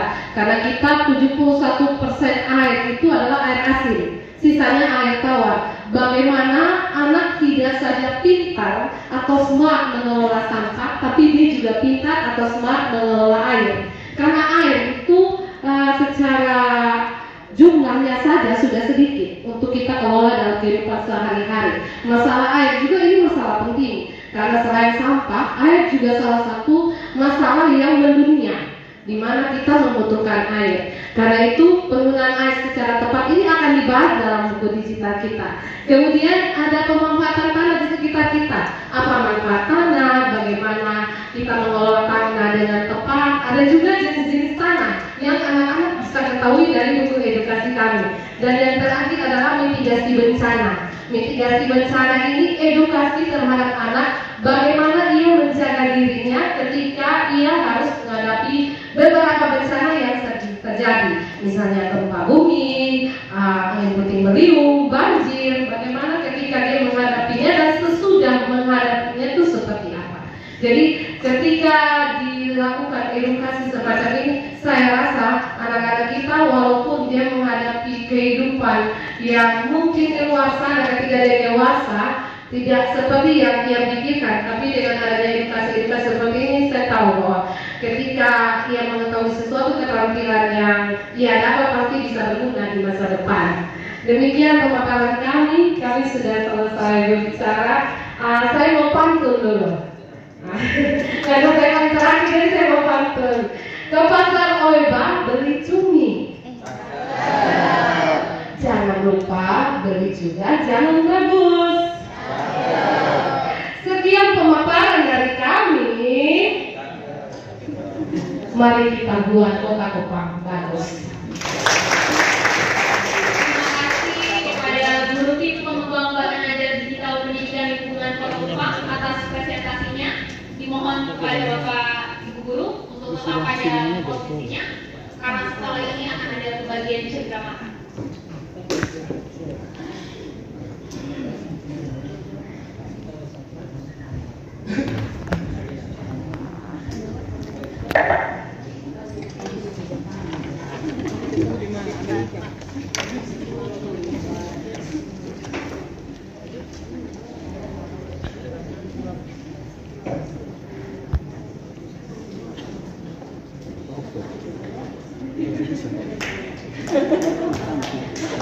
Baik, terima kasih kepada Bapak Ibu Guru. Dipersilakan untuk kembali ke tempat duduk.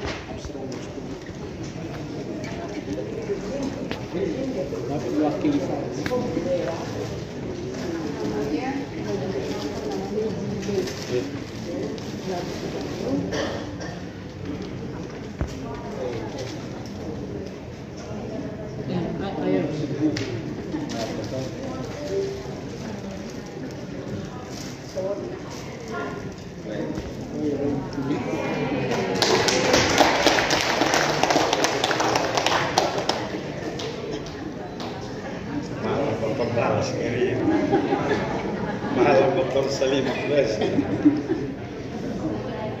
Siap sepulang mengigresi. Indikasi yang ada punya Bapak dari mana Bapak punya itu juga. Baik,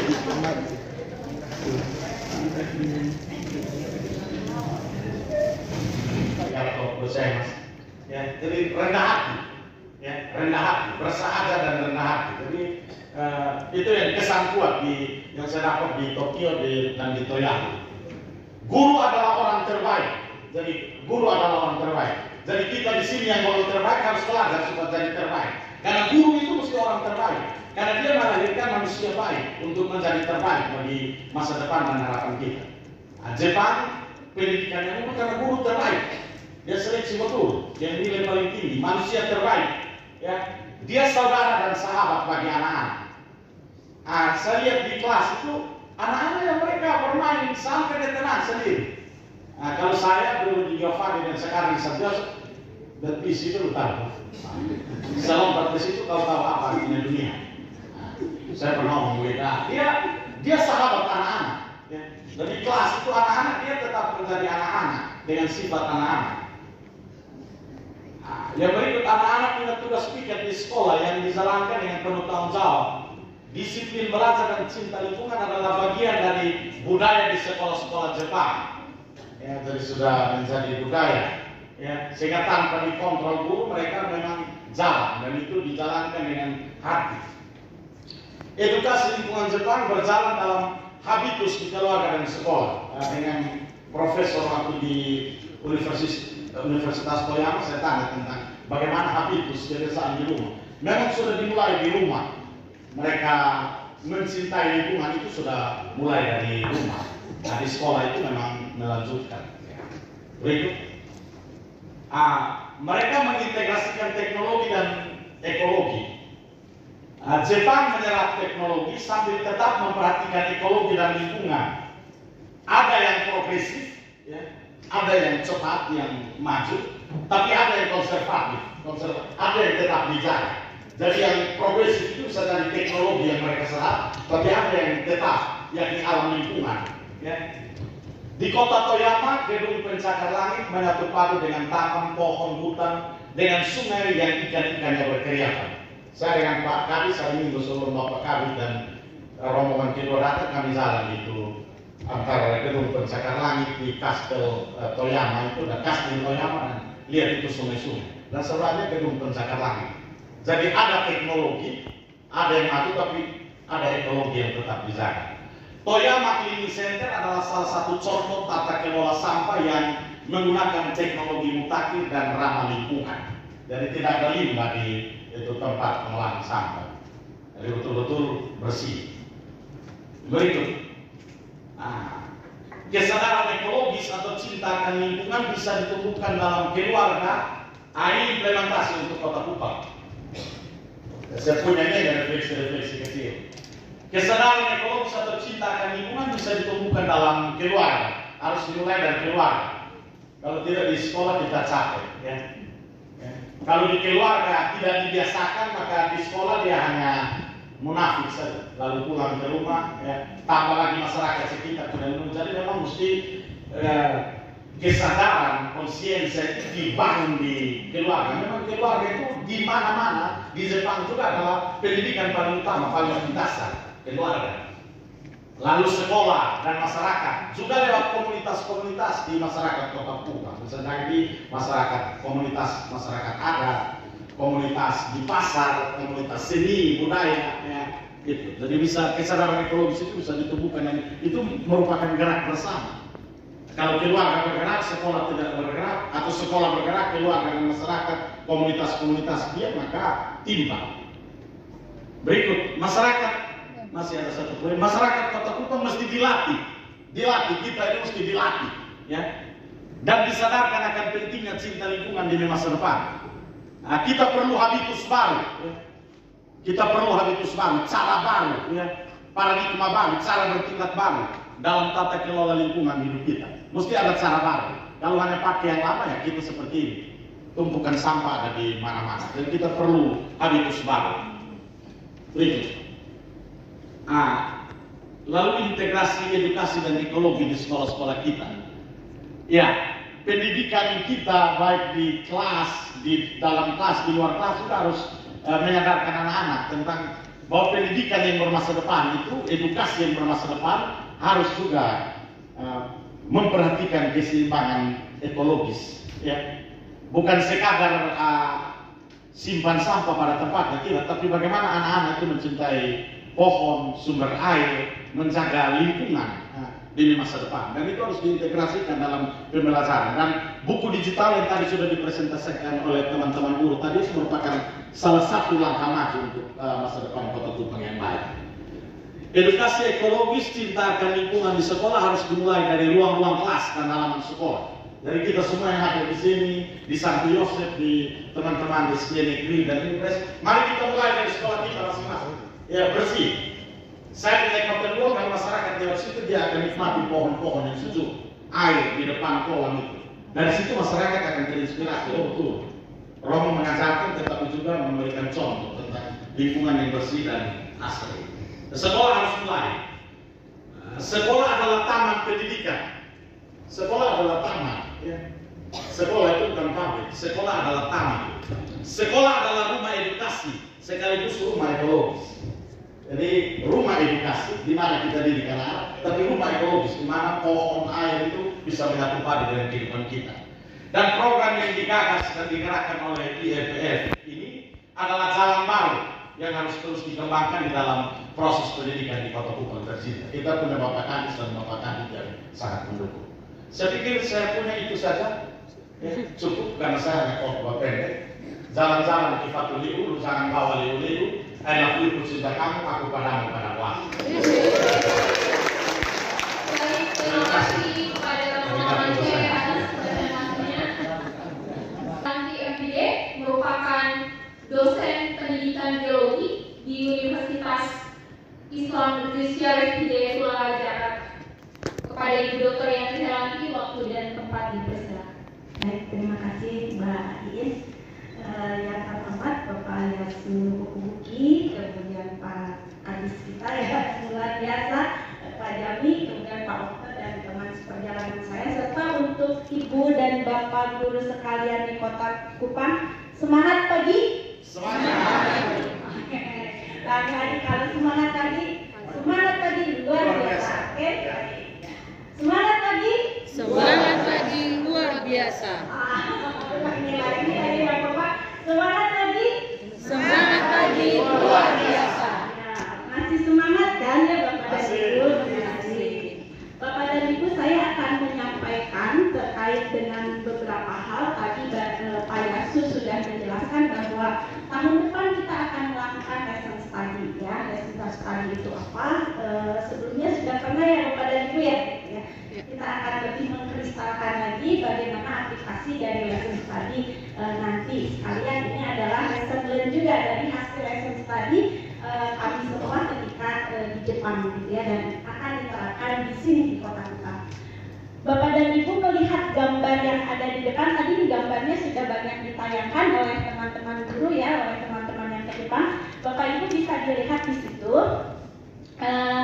Ada murid-murid yang sedang belajar, kemudian tetapi di antara murid-murid yang sedang belajar itu tadi ada orang dewasa, ya nggak?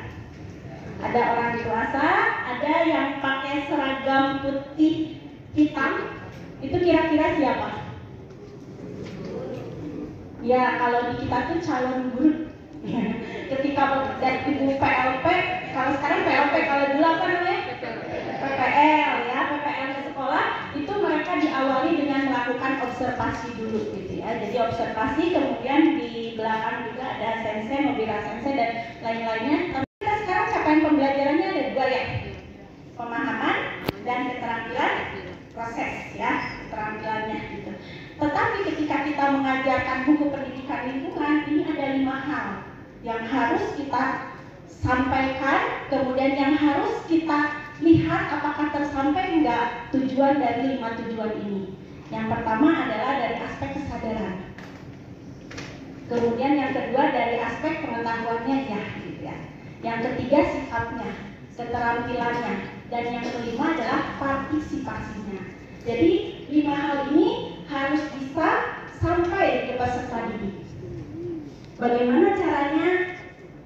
Tadi Pak Ray mengatakan problem solving, kita harus melakukan pembelajaran yang problem solving. Seperti apa sih problem solving itu? Gitu ya. Nah ini yang akan kita lihat. Oke, lanjut. Ini yang paling menarik Bapak dan Ibu.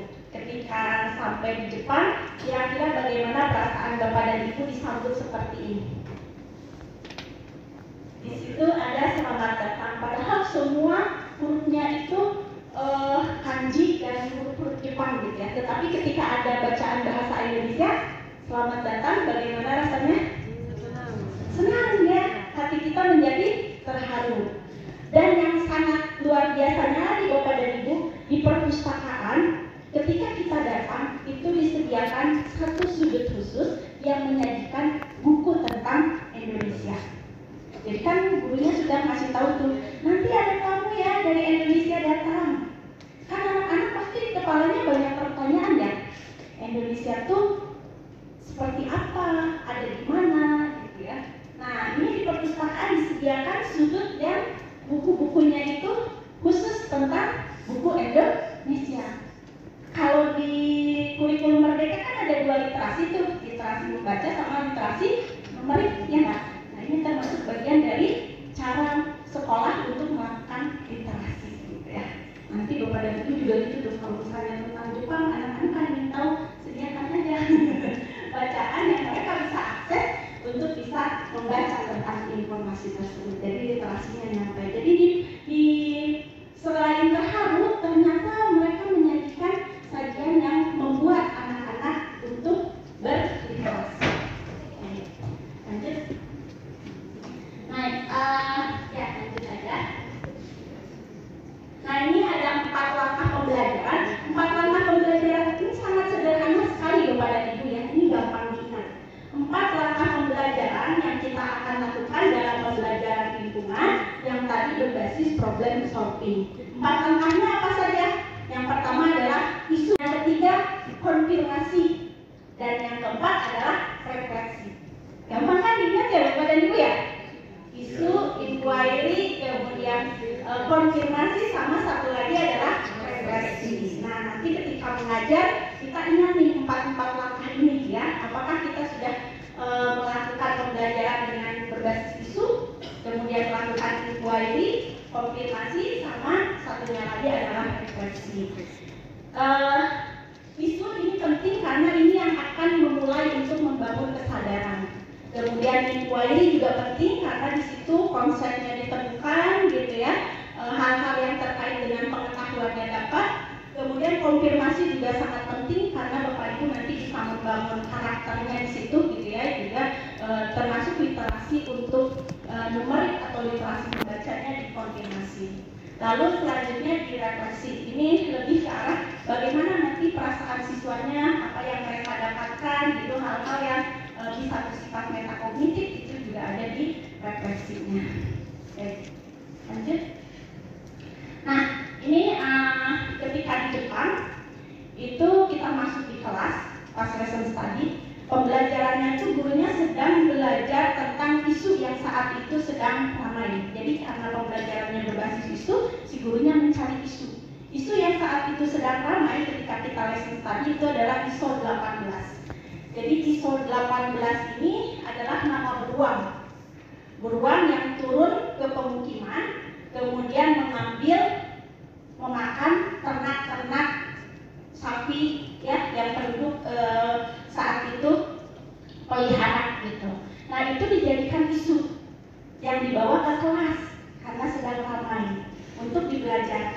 untuk dicari tahu kenapa si beruang tadi bisa sampai memakan ternak, apa yang terjadi gitu kan.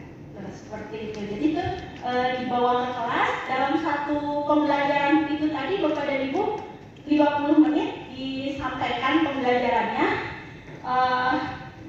Pertama ditempelkan gambarnya itu tadi, isu yang sedang hangatnya itu tadi ya, gitu ditempelkan di situ. Nah di yang lain juga di pembelajaran yang lain itu ada isu yang disampaikan. Bapak dan Ibu kalau melihat rusa bagaimana? Binatangnya apa? Rusa. Rusa? Yang dagingnya enak gitu ya. Tapi bayangkan, ada satu hari di Hokkaido itu yang penduduknya tiap hari Selasa keempat setiap bulannya boleh memburu rusa. Bagaimana menurut Bapak dan Ibu? Oh gitu ya, gitu ya. Nah, itu ada kebiasaan di Hokkaido. Nah, itu adalah fenomena yang terjadi di satu kota di Jepang, gitu ya, yang dibahas oleh gurunya di kelas. Ternyata itu dilakukan oleh penduduk Hokkaido untuk menurunkan populasi rusa, karena rusa merusak lahan pertanian penduduk di sekitarnya, juga menyebabkan beberapa kecelakaan karena sering turun kan dari gunung ke jalan gitu ya. Itu menyebabkan kecelakaan lalu lintas gitu, karena rusaknya terlalu banyak gitu ya, jadi turun gitu. Nah itu dibawa ke kelas untuk dibelajarkan ke anak-anak. Bangkunya anaknya banyak nggak? Banyak, anaknya banyak, ada 36. Jadi kalau misalnya Jepang bisa belajarnya kayak gitu karena satu kelas juga sedikit, enggak, sama dengan Indonesia. Kita banyak siswanya, ada 36. Tapi bagaimana tata letaknya? Dia ya karakternya masuk. Dan itu menjelaskan masuk korban dari OSO 18 beruang itu tadi. Kemudian yang di kedua di situ, kalau yang kedua itu kerusakan jumlah rusa yang bertambah. Data apa yang bisa membasis data? Koleksi era digital itu mereka sudah pakai biasa itu kan kita cuma dapat 15 GB ya. Tetapi di akun belajar ID itu Bapak dan Ibu unlimited gitu slotnya itu. Jadi bisa tanyaan boleh ya Bapak dan Ibu, silahkan. Baik, terima kasih kepada Ibu Yanti atas materi yang telah disampaikan. Kami akan membuka sesi tanya jawab dan diskusi untuk 2 orang penanya. Nama saya Renaldo dari SD Negeri Uba 3, Kota Kupang. Tadi apa yang disampaikan oleh Ibu Dr. Herlanti terkait dengan implementasi pembelajaran di Jepang sangat menarik sekali, dan memang saya sudah juga lihat langsung. Cuman terkait dengan implementasi di kelas nantinya kepada kami, khususnya di guru kelas, terkait dengan 4 langkah tersebut, kira-kira kita sebagai seorang guru sebelum menerapkan 4 langkah tersebut, hal apa yang kita perlu siapkan terlebih dahulu, khususnya dalam menyikapi perbedaan karakter siswa kita yang ada di sekolah masing-masing, khususnya seperti kami di SD Negeri Uba 3 itu ya, sekolah yang dekat perbatasan dengan pasar ikan, sampingnya di sampingnya juga ada tempat penjualan ikan, kemudian di belakang ada pasar tradisional, dan sangat kompleks sekali. Dan juga orang tua notabene juga penjual, dan itu jauh dari support ya. Kalau berbicara tentang dukungan tentang pendidikan, itu motivasinya sangat rendah kalau berbicara support dari orang tua. Dan ini tadi disebutkan bahwa pendidikan dari lingkungan keluarga itu sangat penting. Tadi Romo sudah meng-highlight sedikit terkait dengan itu. Nah, bagaimana sikap kami sebagai seorang guru dalam mempersiapkan itu sebelum menerapkan 4 langkah tadi, sehingga pembelajaran yang kita harapkan itu bisa berlangsung dengan baik. Terima kasih. Ya, terima kasih Pak Ray. Tipsnya ya berarti Pak Ray ya. Yang pertama memang ketika kita ingin pembelajaran itu interaktif, itu dimulai dari permasalahan yang dekat dengan anak-anak. Kalau tadi adalah anak-anak lokasinya di pasar ikan gitu ya, kemudian di pasar gitu. Nah, maka kita mencari permasalahan-permasalahan yang ada di situ yang biasa sehari-hari dilihat oleh anak apa? Kira-kira apa tuh, Pak Rey?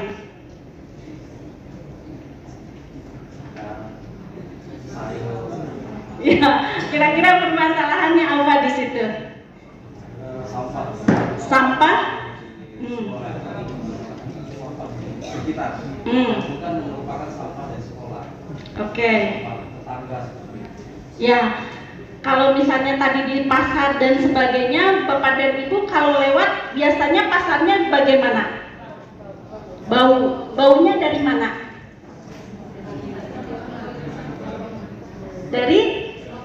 Dari selokan. Kenapa selokan? Nah, itu bagus juga ya kalau misalnya kita ketemu ternyata selokannya bau dari selokan. Kira-kira sumber baunya dari mana? Iya, sisa dari buangan-buangan itu. Itu kan kita merasa kadang-kadang itu bukan masalah, iya nggak? Ah, biasa, itu bukan masalah gitu ya. Nah, padahal itu idealnya gimana? Idealnya bersih, gitu kan, rapi, tidak bau seperti itu. Ketika ada sesuatu yang tidak ideal dengan harapan, maka itulah masalah. Gitu. Jadi kita nggak usah nyari-nyari jauh masalah ke yang anak saya mah nggak akses internet, nggak melihat berita gitu ya, cuman mainnya di sekitar pasar aja. Maka kita jadikan pasar yang ada di situ, kita lihat isu apa yang bisa kita sampaikan, kita masukkan di kelas. Dan itu enak nanti ketika berpartisipasinya ya, ya nggak? Karena saya sedikit lelah, gitu. Jadi saya mohon izin untuk mempresentasikan duduk di depan sini, Bapak Ibu.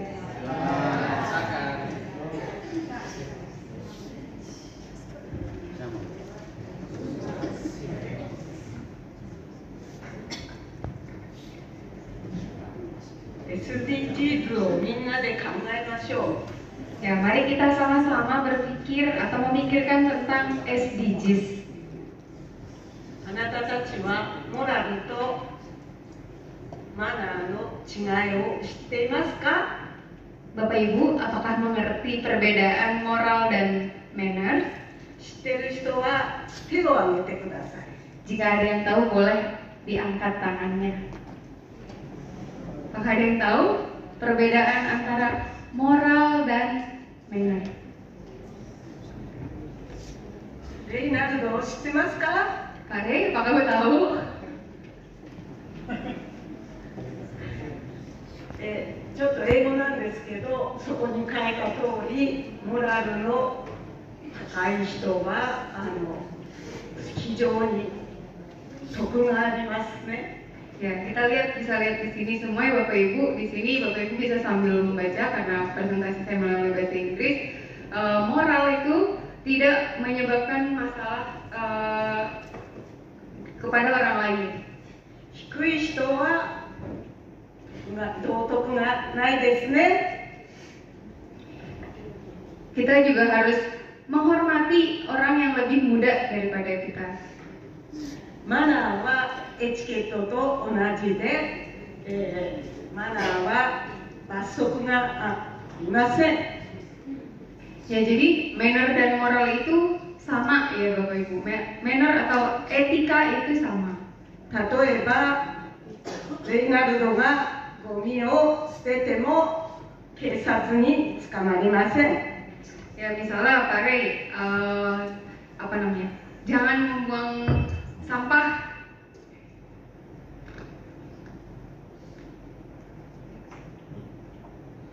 Ini adalah 日本の公共交通です。1番目はバスです。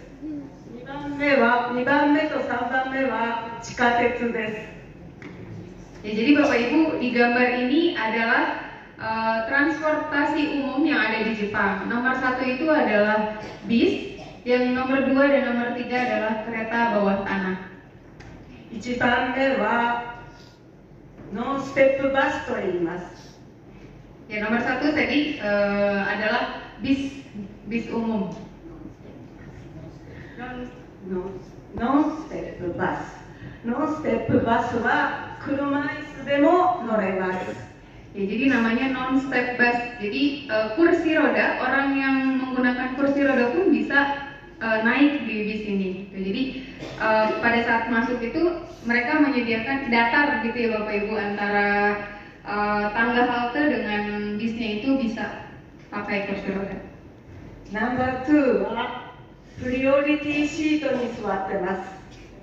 Bisa kita lihat di sini nomor 2 di gambar ini mereka menduduki kursi prioritas. 皆さんに聞いてみたいと思います。ナンバー2は座ってもいいですか？ダメですか？ Saya ingin bertanya kepada Bapak Ibu sekalian, di gambar yang nomor 2, apakah boleh kita menduduki kursi yang ada kursi prioritas itu?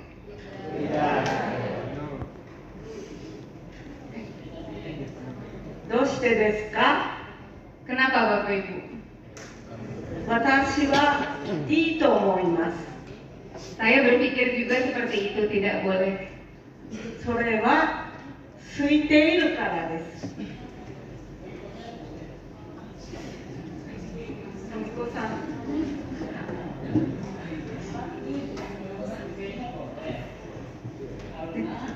Oke, baik, mohon maaf. Kalau Ibu Tomiko berpikirnya boleh, karena kereta ini dalam keadaan sepi. それはあなたたちが考えることです。周りを見ていいなら大丈夫です。もし私のようにお年寄りが来たらどいてあげてください。 Ya, jadi semuanya itu kembali ke pemikiran kita ya Bapak Ibu. Jadi ketika kereta ini dalam keadaan kosong, boleh menduduki kursi prioritas. Tetapi ketika ada yang membutuhkan itu naik, gitu, kita juga harus siap untuk memberikan kursi prioritas tadi kepada orang yang membutuhkan, misal orang tua atau ibu hamil, disabilitas dan lain sebagainya. これはマナーであってモラルです。 Ya, ini merupakan salah satu manner atau etika